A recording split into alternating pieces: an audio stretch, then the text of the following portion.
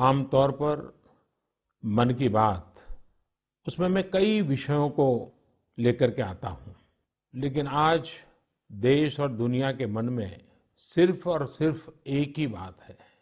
Corona वैश्विक महामारी से आया हुआ ये भयंकर संकट। ऐसे में मैं और कुछ बातें करूं वो उचित नहीं होगा, लेकिन सबसे पहले मैं सभी देशवासियों से क्षमा मांगता हूं और मेरी आत्मा कहती है कि आप मुझे जरूर क्षमा करेंगे, क्योंकि कुछ ऐसे निर्णय लेने पड़े हैं जिसकी वजह से आपको कई तरह की कठिनाइयां उठानी पड़ रही हैं। खास करके मेरे गरीब भाई बहनों को देखता हूं तो जरूर लगता है कि उनको लगता होगा कि ऐसा कैसा प्रधानमंत्री है, हमें इस मुसीबत में डाल दिया। उनसे भी मैं विशेष रूप से क्षमा मांगता हूं। हो सकता है बहुत से लोग मुझसे नाराज भी होंगे कि ऐसे कैसे सबको घर में बंद कर रहे हो। मैं आपकी दिक्कतें समझता हूं, आपकी परेशानी भी समझता हूं, लेकिन भारत जैसे 130 करोड़ की आबादी वाले देश को कोरोना के खिलाफ लड़ाई के लिए ये कदम उठाए बिना कोई रास्ता नहीं था। कोरोना के खिलाफ लड़ाई जीवन और मृत्यु के बीच की लड़ाई है और इस लड़ाई में हमें जीतना है, और इसीलिए ये कठोर कदम उठाने बहुत आवश्यक थे। किसी का मन नहीं करता है ऐसे कदमों के लिए, लेकिन दुनिया के हालात देखने के बाद लगता है कि यही एक रास्ता बचा है। आपको, आपके परिवार को सुरक्षित रखना है। मैं फिर एक बार आपको जो भी असुविधा हुई है, कठिनाई हुई है, इसके लिए क्षमा मांगता हूं।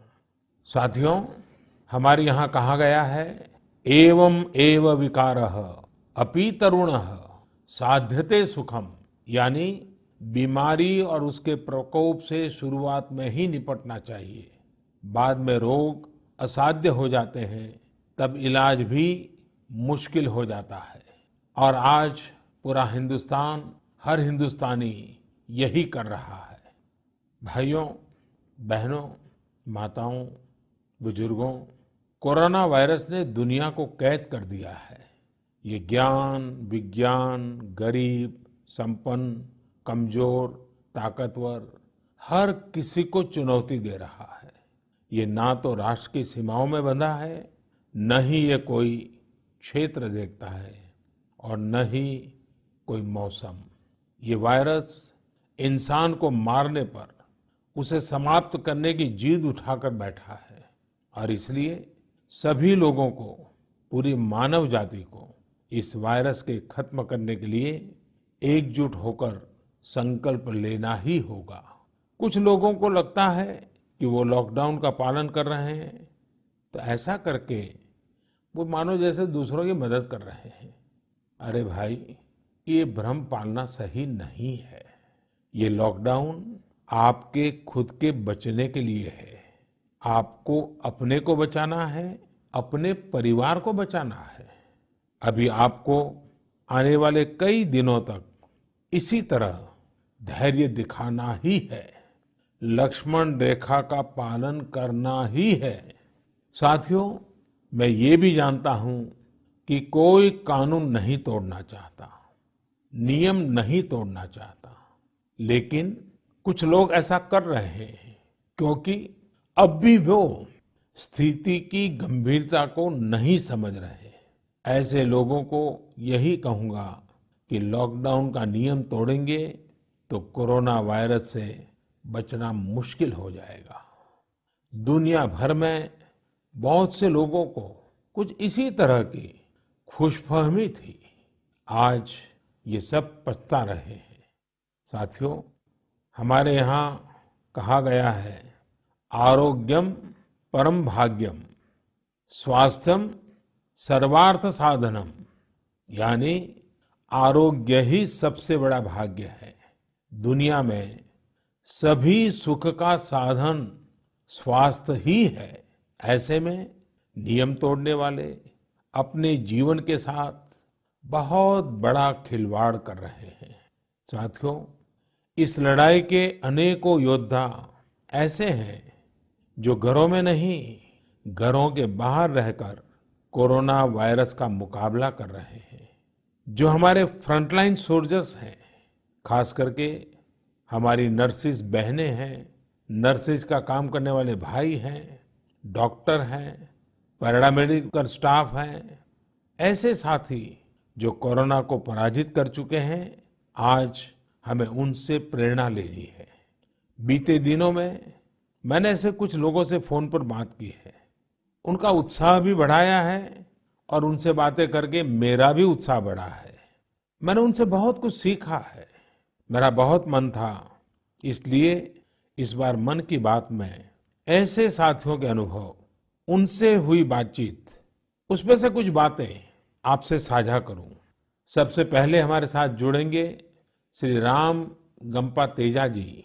वैसे तो वो आईटी प्रोफेशनल हैं। आइए उनके अनुभव सुनते हैं। यस राम। नमस्ते जी। हाँ राम, नमस्ते। नमस्ते नमस्ते। मैंने सुना कि आप कोरोना वायरस के इस गंभीर संकट से बाहर निकले हैं। हाँ जी। तो जरूर मैं आपसे कुछ बात करना चाहता था। बताइए, आप इस सारे संकट से निकले हैं तो अपना अनुभव मैं सुनना चाहता था। मैं आईटी सेक्टर के एम्प्लॉई हूँ। काम के वजह से दुबई गया था मैं मीटिंग्स के लिए। वहाँ पे जाने अनजाने ऐसे हो गया था। वापस आते ही फीवर वो सब चालू हो गए थे जी। तो 5-6 दिन के बाद डॉक्टर्स ने कोरोना वायरस का टेस्ट की और वो था पॉजिटिव आ गया था। तब Gandhi hospital, government hospital Hyderabad में, वहाँ पे एडमिट किए थे मुझे। और उसके बाद 14 दिन के बाद ठीक हो गया था मैं और डिस्चार्ज हो गया था। तो थोड़ा डरावना था ये सब। यानी जब आपको संक्रमण का पता चला, हाँ और ये उसके पहले पता तो होगा कि ये वायरस बहुत भयंकर है और तकलीफ कर हाँ रहा है, तो हाँ। जब आपके साथ हुआ तो आपको क्या एकदम से इमीडिएट क्या रिस्पॉन्स था आपका? पहले तो बहुत डर गया था। पहले तो बिलीव भी नहीं कर रहा था मैं कि हो गया, ऐसा कैसे हुआ था। क्योंकि इंडिया में किसी को 2-3 लोगों को आया था तब तो कुछ नहीं पता था उसके बारे में। हॉस्पिटल में जब एडमिट किए थे, मुझे क्वारंटीन में रखे थे, तब तो पहले 2-3 दिन तो पूरा ऐसे ही चला गया था। लेकिन वहाँ के डॉक्टर्स और नर्सेज जो है ना, वो हम्म। बहुत अच्छे थे मेरे साथ। हर हम्म। दिन मुझे कॉल करके मुझसे बात कर रहे थे और कॉन्फिडेंस दे रहे थे कि कुछ नहीं होगा, आप ठीक हो जाओगे। ऐसे बात करते रहते थे। दिन में 2-3 बार डॉक्टर बात करते थे, नर्स भी बात करते थे। तो पहले जब डर था, लेकिन उसके बाद ऐसे लगा कि हाँ, इतने अच्छे लोगों के साथ हूँ, वो कुछ उनको पता है क्या करना है and I will get better, ऐसे ही लगा था। परिवार के लोगों की मनस्थिति क्या थी? जब मैं हॉस्पिटल में एडमिट हुआ था, पहले तो सब बहुत स्ट्रेस में थे, ज़्यादा टेंशन वो सब था। लेकिन हाँ, सबसे पहले तो उनका भी टेस्ट किए थे, सबका नेगेटिव आ गया था। वो सबसे बड़ा ब्लेसिंग है हमारे लिए, हमारे फैमिली के लिए और सबके लिए जो हम मेरे आसपास थे। उसके बाद तो हर दिन इम्प्रूवमेंट दिख रही थी। डॉक्टर्स हमसे बात कर रहे थे, वो बता रहे थे परिवार को भी। आपने स्वयं ने क्या क्या सावधानियां रखी, आपने परिवार की क्या सावधानियां रखी?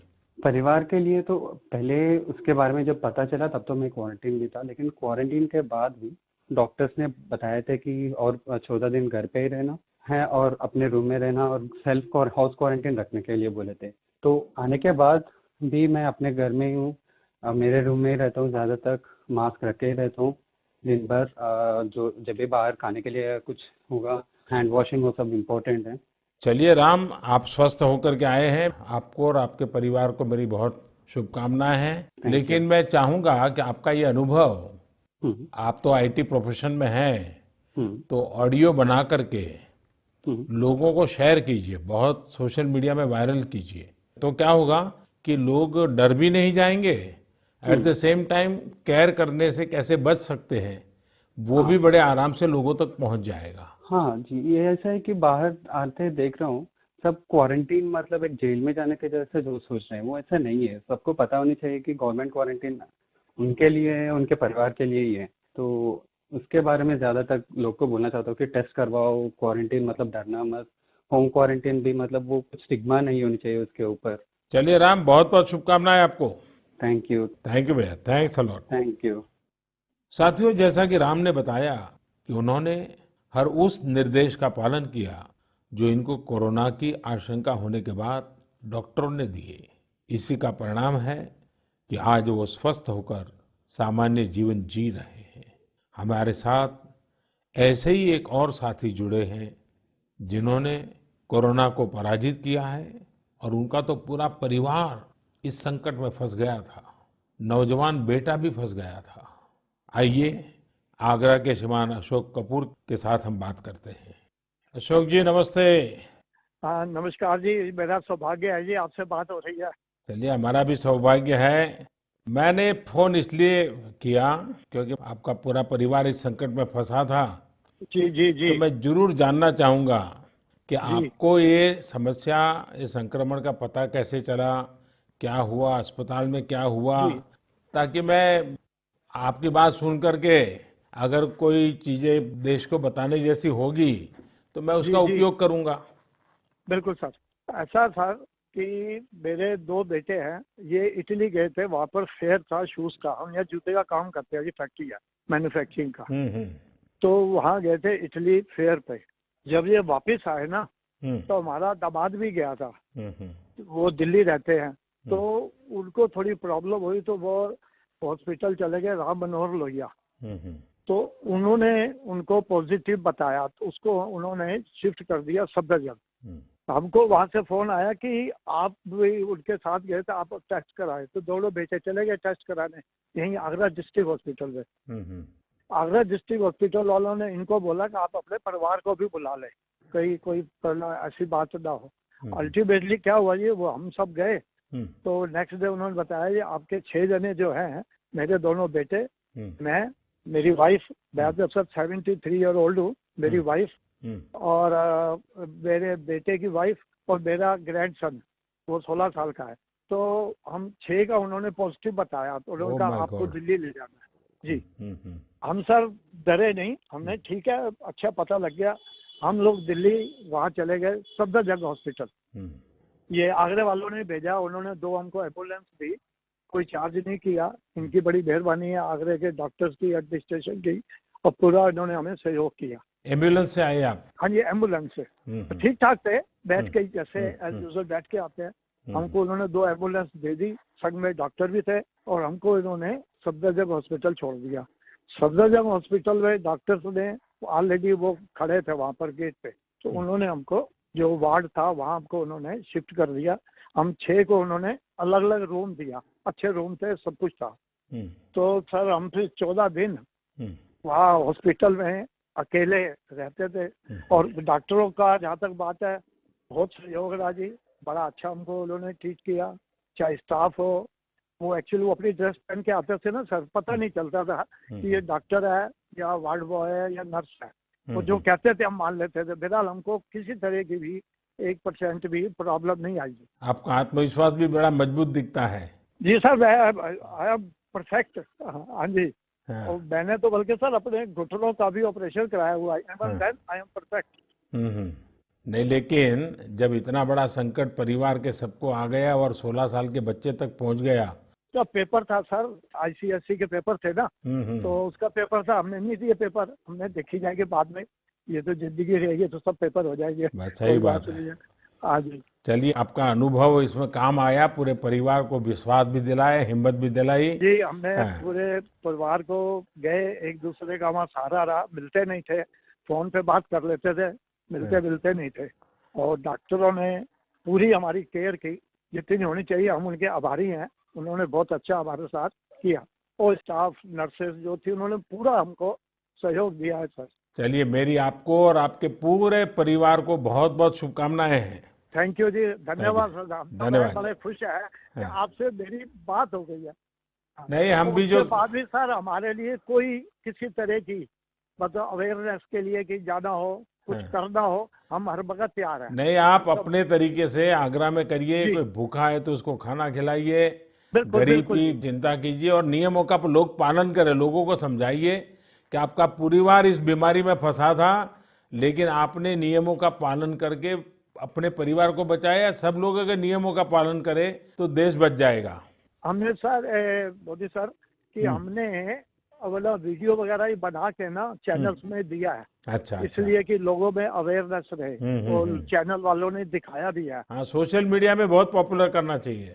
जी जी। और हाँ जी। हमने अपनी कॉलोनी में जहाँ हम रहते हैं, हाँ साफ सुथरी कॉलोनी है, हाँ सबको हमने कह दिया देखो जी हम आ गए हैं तो अब डरे नहीं, हाँ कभी कोई प्रॉब्लम है जाके टेस्ट कराएं। हाँ। और जो लोग हमारे संग जो मिले होंगे, जो सब टेस्ट कराए, सब ईश्वर की दया से ठीक रहे। जी सर। चलिए, बहुत शुभकामनाएं सबको। साथियों, हम अशोक जी और उनके परिवार की दीर्घायु की कामना करते हैं। जैसा कि इन्होंने कहा कि पैनिक हुए बिना, डरे बिना, समय पर सही कदम उठाना, समय पर डॉक्टरों से संपर्क करना और उचित सावधानी रखते हुए इस महामारी को हम पराजित कर सकते हैं। साथियों, हम मेडिकल स्तर पर इस महामारी से कैसे निपट रहे हैं, इसके अनुभव जानने के लिए मैंने कुछ डॉक्टरों से बात की जो इस लड़ाई में पहली पंक्ति में मोर्चा संभाले हुए हैं।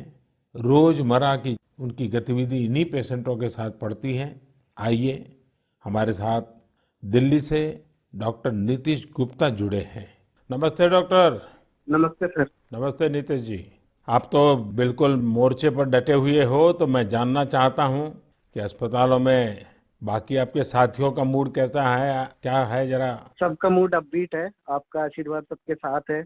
आपने दिया हुआ सारा हॉस्पिटल को जो भी आप सपोर्ट कर रहे हैं, जो भी चीज़ हम मांग रहे हैं, आप सब प्रोवाइड कर रहे हैं।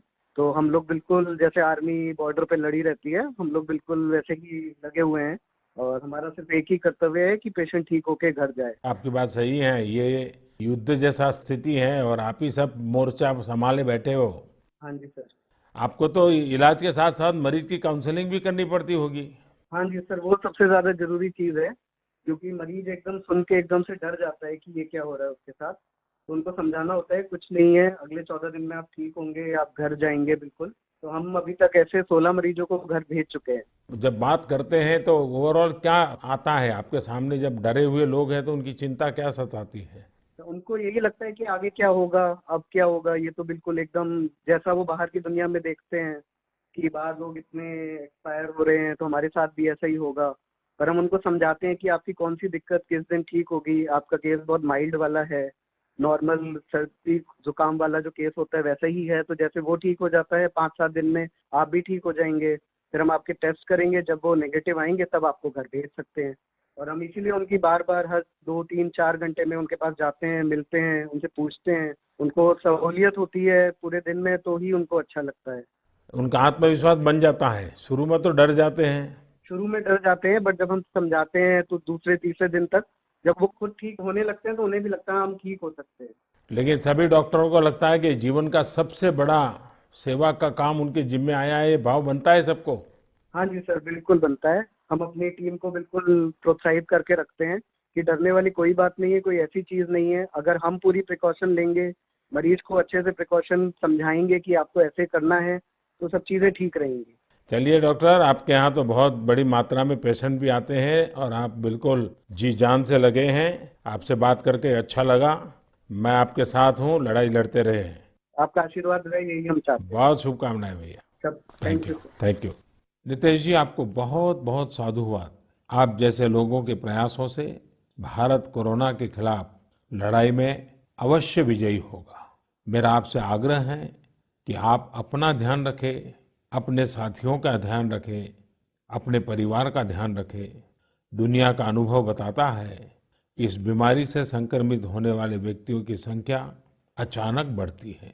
अचानक होने वाली इस वृद्धि की वजह से विदेशों में हमने अच्छी से अच्छी स्वास्थ्य सेवा को जवाब देते हुए देखा है।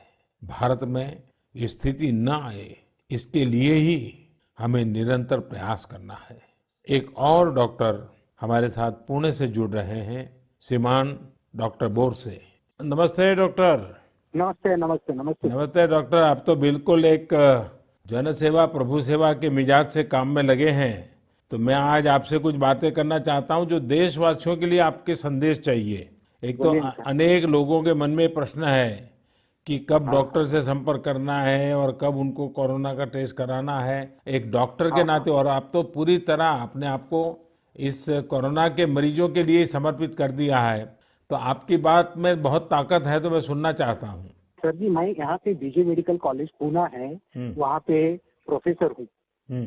और हमारे पूना म्यूनिसिपल कॉर्पोरेशन हॉस्पिटल है, नायडू हॉस्पिटल करके। वहाँ पे जनवरी 2020 से वो स्क्रीनिंग सेंटर चालू हो गया है। वहाँ पे आज तक 16 कोविड-19 पॉजिटिव केसेस निकले हैं सर। और वो 16 कोविड-19 पेशेंट जो निकले हैं उसमें से हमने ट्रीटमेंट देके उनको क्वारंटाइन करके आइसोलेशन करके ट्रीटमेंट देके 7 लोगों को डिस्चार्ज कर दिया है सर। वो जो अभी बाकी 9 केसेस है they are also very stable and they are also doing well. दो भी वो वायरस बॉडी में होते हुए भी they are getting well, they are recovering out of the corona virus. और अभी यहाँ पे जो सैंपल साइज तो वैसे छोटा है सर, 16 केसेस ही है, लेकिन ऐसा मालूम हो रहा है कि यंग पॉपुलेशन भी अफेक्ट हो रही है और यंग पॉपुलेशन अफेक्ट होते हुए भी जो डिसीज है वो ज्यादा सीरियस डिसीज नहीं है सर, वो माइल्ड डिसीज है और वो पेशेंट लोग काफी अच्छे हो रहे सर। और अभी ये जो 9 लोग बाकी है वहाँ पे they are also going to be well, they are not going to deteriorate, we are keeping watch on them on daily basis, लेकिन they are also going to be well in coming 4-5 days. जो लोग हमारे यहाँ suspect करके आते हैं, international travellers है और जो कांटेक्ट में आए हैं, ऐसे लोगों का सर हम स्वैब ले रहे हैं, नेजोफेरेंजियल स्वैब ले रहे हैं, नेजल स्वैब ले रहे हैं और नेजल स्वैब का रिपोर्ट आने के बाद अगर पॉजिटिव निकला है तो हम पॉजिटिव वार्ड में एडमिट कर रहे हैं और नेगेटिव अगर निकला तो उनको होम क्वारंटाइन का संदेश देके कैसा लेना है होम क्वारंटाइन, क्या करना है होम को जाके, ये एडवाइस करके हम उनको घर पे भेज रहे हैं। उसमें क्या समझाते हैं आप? घर में रहने के लिए क्या क्या समझाते हैं आप जरा बताइए। सर एक तो अगर होम में भी रहे तो होम में भी क्वारंटाइन आपको करना है, 6 फीट डिस्टेंस कम से कम तो आपको रखना है, ये पहली बात। दूसरी बात, उनको मास्क यूज करना है और बार बार हाथ साफ करना है। अगर आपके पास सैनिटाइजेशन नहीं है फिर भी अपना सादा सिंपल साबुन से और पानी से हाथ साफ करना है, वो भी बार बार साफ करना है। और जब आपको खांसी आएगी, स्नीजिंग होगा तो आप सादा रुमाल लगा के उसके ऊपर खांसी करना है, सो दैट वो जो ड्रॉपलेट्स है वो ड्रॉपलेट ज्यादा दूर तक नहीं जाए और जमीन पे ना गिरे, और जमीन पे ना गिरने की वजह से वो अगर हाथ लग जाता है तो किसी को फैलना पॉसिबल नहीं होगा, ये समझा रहे हैं सर। दूसरी बात समझा रहे हैं कि they are suppose to be there as a home quarantine, they are not suppose to go out of the home. अभी तो लॉकडाउन हो गया है, in fact during this particular situation they are supposed to be locked down but they are supposed to be home quarantine also properly for a minimum period of 14 days के लिए हम quarantine उनको सूचित कर रहे हैं, संदेश दे रहे हैं हम। चलिए डॉक्टर, आप लोग बहुत अच्छी सेवा कर रहे हो और समर्पण भाव से कर रहे हो और आपकी पूरी टीम लगी है। मुझे विश्वास है कि हमारे जितने भी पेशेंट्स आए हैं सब सुरक्षित होकर के अपने घर जाएंगे और देश में भी हम इस लड़ाई में जीतेंगे आप सबके लोगों की मदद से। सर हमें विश्वास है हम जीतेंगे, ये लड़ाई जीत जाएंगे। बहुत बहुत शुभकामनाएं डॉक्टर आपको। धन्यवाद डॉक्टर। Thank you sir. साथियों, हमारे ये तमाम साथी आपको, पूरे देश को इस संकट से बाहर निकालने में जुटे हैं। ये जो बातें हमें बताते हैं उन्हें हमें सुनना ही नहीं है बल्कि अपने जीवन में उतारना भी है। आज जब मैं डॉक्टरों का त्याग, तपस्या, समर्पण देख रहा हूं तो मुझे आचार्य चरक की कही हुई बात याद आती है। आचार्य चरक ने डॉक्टरों के लिए बहुत सटीक बात कही है और वो आज हमारे डॉक्टरों के जीवन में हम देख रहे हैं। आचार्य चरक ने कहा है, न आत्मार्थम नपि कर्मार्थम अतभूत दयाम प्रति वर्तते यत् चिकित्सायाम स सर्वम इति वर्तते। यानी धन और किसी खास कामना को लेकर नहीं बल्कि मरीज की सेवा के लिए दया भाव रखकर कार्य करता है, वो सर्वश्रेष्ठ चिकित्सक होता है। साथियों, मानवता से भरी हुई हर नर्स को आज मैं नमन करता हूं। आप सभी जिस सेवा भाव के साथ कार्य करते हैं वो अतुलनीय है। ये भी संयोग है कि इस वर्ष यानी 2020 को पूरा विश्व international year of the nurse and midwife के तौर पर मना रहा है। इसका संबंध 200 वर्ष पूर्व 1820 में जन्म लेने वाली फ्लोरेंस नाइटिंगेल से जुड़ा हुआ है, जिन्होंने मानव सेवा को, नर्सिंग को एक नई पहचान दी, एक नई ऊंचाई पर पहुंचाया। दुनिया की हर नर्स के सेवा भाव को समर्पित ये वर्ष निश्चित तौर पर पूरे नर्सिंग समुदाय के लिए बहुत बड़ी परीक्षा की घड़ी बन करके आया है। मुझे विश्वास है कि आप सभी इस इम्तिहान में न सिर्फ सफल होगी बल्कि अनेकों जीवन भी बचाएगी। आप जैसे तमाम साथियों के हौसले और जज्बे के कारण ही इतनी बड़ी लड़ाई हम लड़ पा रहे हैं। आप जैसे साथी, चाहे वो डॉक्टर हो, नर्स हो, पैरामेडिकल, आशा, एनएम कार्यकर्ता, सफाई कर्मचारी हो, आपके स्वास्थ्य की भी देश को बहुत चिंता है। इसी को देखते हुए ऐसे करीब 20 लाख साथियों के लिए 50 लाख रुपए तक के स्वास्थ्य बीमा की घोषणा सरकार ने की है, ताकि आप इस लड़ाई में और अधिक आत्मविश्वास के साथ देश का नेतृत्व कर सकें। मेरे प्यारे देशवासियों, कोरोना वायरस के खिलाफ इस जंग में हमारे आसपास ऐसे अनेक लोग हैं जो समाज के रियल हीरो हैं और इस परिस्थिति में भी सबसे आगे खड़े हैं। मुझे नरेंद्र मोदी ऐप पर, नमो ऐप पर बेंगलुरु के निरंजन सुधाकर हेब्बाले जी ने लिखा है कि ऐसे लोग डेली लाइफ हीरोज हैं। ये बात सही भी है। ये वो लोग हैं जिनकी वजह से हमारी रोजमर्रा की जिंदगी आसानी से चलती रहती है। आप कल्पना करिए कि एक दिन आपके घरों में नल में आने वाला पानी बंद हो जाए या फिर आपके घर की बिजली अचानक कट जाए, तब ये डेली लाइफ हीरोज ही होते हैं जो हमारी दिक्कतों को दूर करते हैं। जरा आप अपने पड़ोस में मौजूद छोटी परचून की दुकान के बारे में सोचिए। आज के इस कठिन समय में वो दुकानदार भी जोखिम उठा रहा है। आखिर किस लिए? इसलिए ना कि आपको जरूरत का सामान मिलने में कोई परेशानी ना हो। ठीक इसी प्रकार उन ड्राइवर्स, उन वर्कर्स के बारे में सोचिए जो बिना रुके अपने काम में डटे हैं, ताकि देश भर में आवश्यक वस्तुओं की सप्लाई चेन में कोई रुकावट ना आए। आपने देखा होगा, बैंकिंग सेवाओं को सरकार ने चालू रखा है और बैंकिंग सेक्टर के हमारे लोग पूरे लगन से, पूरे मन से इस लड़ाई का नेतृत्व करते हुए बैंकों को संभालते हैं, आपकी सेवा में मौजूद है। आज के समय ये सेवा छोटी नहीं है। उन बैंक के लोगों का भी हम जितना धन्यवाद करें उतना कम है। बड़ी संख्या में हमारे साथी ई कॉमर्स से जुड़ी कंपनियों में डिलीवरी पर्सन के रूप में कार्य कर रहे हैं। ये लोग इस कठिन दौर में भी ग्रोसरीज की डिलीवरी देने में लगे हुए हैं। जरा सोचिए कि आप लॉकडाउन के समय भी जो टीवी देख पा रहे हैं, घर में रहते हुए जिस फोन और इंटरनेट का इस्तेमाल कर रहे हैं, उन सबको सुचारू रखने के लिए कोई न कोई अपनी जिंदगी खपा रहा है। इस दौरान आप में से अधिकांश लोग जो डिजिटल पेमेंट आसानी से कर पा रहे हैं, उसके पीछे भी बहुत से लोग काम कर रहे हैं। लॉकडाउन के दौरान यही वो लोग हैं जो देश के कामकाज को संभाले हुए हैं। आज सभी देशवासियों की तरफ से मैं उन सभी लोगों के प्रति आभार प्रकट करता हूं और उनसे अनुरोध करता हूं कि वे अपने लिए भी हर तरह के सेफ्टी प्रिकॉशंस लें, अपना भी ख्याल रखें, अपने परिवारजनों का भी ख्याल रखें। मेरे प्यारे देशवासियों, मुझे कुछ ऐसी घटनाओं का पता चला है जिनमें कोरोना वायरस के संदिग्ध या फिर जिन्हें होम क्वारंटाइन में रहने को कहा गया है, उनके साथ कुछ लोग बुरा बर्ताव कर रहे हैं। ऐसी बातें सुनकर मुझे अत्यंत पीड़ा हुई है। ये बहुत दुर्भाग्यपूर्ण है। हमें ये समझना होगा कि मौजूदा हालात में अभी एक दूसरे से सिर्फ सोशल डिस्टेंस बनाकर रखना है, न कि इमोशनल या ह्यूमन डिस्टेंस। ऐसे लोग कोई अपराधी नहीं है, बल्कि वायरस के संभवित पीड़ित भर है। इन लोगों ने दूसरों को संक्रमण से बचाने के लिए खुद को अलग किया है और क्वारंटाइन में रहे हैं।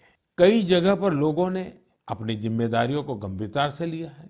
यहाँ तक कि वायरस के कोई लक्षण नहीं दिखने पर भी उन्होंने खुद को क्वारंटाइन किया। ऐसा उन्होंने इसलिए किया क्योंकि वे विदेश से लौट करके आए हैं और दोहरी सावधानी बरत रहे हैं। वे ये सुनिश्चित करना चाहते हैं कि किसी भी सूरत में कोई दूसरा व्यक्ति इस वायरस से संक्रमित न हो पाए।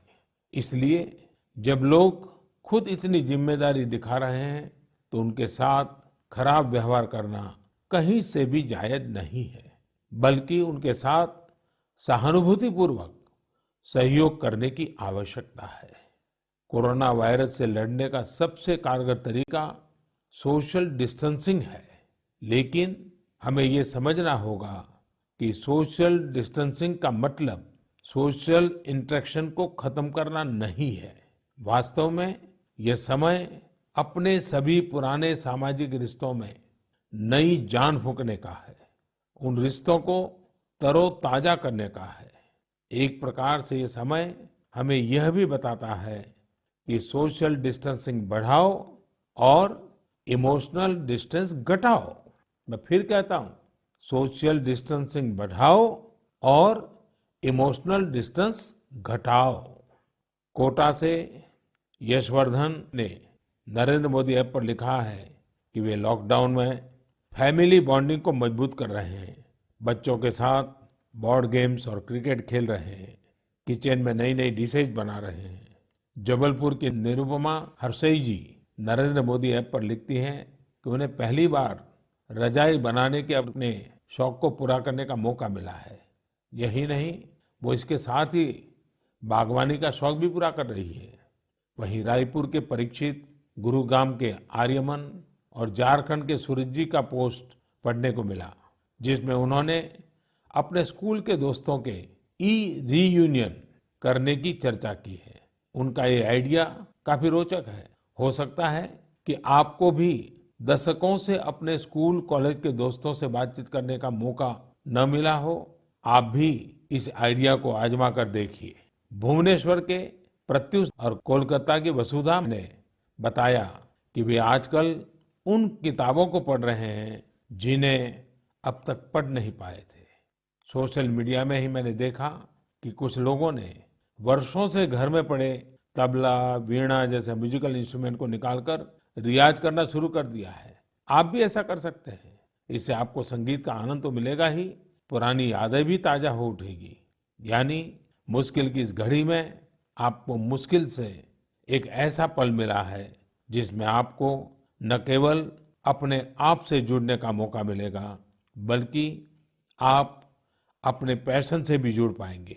आपको अपने पुराने दोस्तों और परिवार के साथ भी जुड़ने का पूरा अवसर मिलेगा। नमो ऐप पर मुझे रुड़की से शशि जी ने पूछा है कि लॉकडाउन के इस समय में मैं अपनी फिटनेस के लिए क्या करता हूँ, इन परिस्थितियों में नवरात्रि का उपवास कैसे रखता हूँ। मैं आपको बता दूं, मैंने आपको बाहर निकलने के लिए मना किया है, लेकिन आपको अपने भीतर झांकने के लिए अवसर भी दिया है। ये मौका है, बाहर मत निकलो, लेकिन अपने अंदर प्रवेश करो, अपने आप को जानने का प्रयास करो। जहां तक नवरात्रि के उपवास की बात है, ये मेरी और शक्ति के भक्ति के बीच का विषय है। जहां तक फिटनेस की बात है, मुझे लगता है कि बात लंबी हो जाएगी, तो मैं ऐसा करता हूं कि मैं सोशल मीडिया में मैं क्या करता हूं उसके विषय में कुछ वीडियोज अपलोड करूंगा। नरेंद्र मोदी ऐप पर आप जरूर उस वीडियो को देखेंगे कि जो मैं करता हूं, संभवतः उसमें से कुछ बातें आपके काम आ जाए। लेकिन एक बात समझ लीजिए कि मैं फिटनेस एक्सपर्ट नहीं हूं और न ही मैं योगा टीचर हूं, मैं सिर्फ प्रैक्टिशनर हूं। हाँ, ये जरूर मानता हूं कि योग के कुछ आसनों से मुझे बहुत लाभ हुआ है। लॉकडाउन के दौरान आपको भी हो सकता है ये बातें कुछ काम आ जाए। साथियों, कोरोना के खिलाफ ये युद्ध अभूतपूर्व भी है और चुनौतीपूर्ण भी। इसलिए इस दौरान लिए जा रहे फैसले भी ऐसे हैं जो दुनिया के इतिहास में कभी देखने और सुनने को नहीं मिले। कोरोना को रोकने के लिए जो तमाम कदम भारतवासियों ने उठाए हैं, जो प्रयास अभी हम कर रहे हैं, वही भारत को कोरोना महामारी पर जीत दिलाएंगे। एक एक भारतीय का संयम और संकल्प ही हमें मुश्किल स्थिति से बाहर निकालेगा। साथ साथ गरीबों के प्रति हमारी संवेदनाएं और अधिक तीव्र होनी चाहिए। हमारी मानवता का वास इस बात में है कि कहीं भर भी कोई गरीब, दुखी, भूखा नजर आता है तो इस संकट की घड़ी में हम पहले उसका पेट भरेंगे, उसका जरूरत की चिंता करेंगे। और ये हिंदुस्तान कर सकता है। ये हमारे संस्कार है, ये हमारी संस्कृति है। मेरे प्यारे देशवासियों, आज हर भारतीय अपने जीवन की रक्षा के लिए घर में बंद है, लेकिन आने वाले समय में यही हिंदुस्तानी अपने देश के विकास के लिए सारी दीवारों को तोड़कर आगे निकलेगा, देश को आगे ले जाएगा। आप अपने परिवार के साथ घर पर रहिए, सुरक्षित और सावधान रहिए। हमें ये जंग जीतना है, जरूर जीतेंगे। मन की बात के लिए फिर अगले महीने मिलेंगे और तब तक इस संकटों को मात करने में हम सफल हो भी जाएं, इसी एक कल्पना के साथ, इसी एक शुभकामना के साथ आप सबको बहुत बहुत धन्यवाद।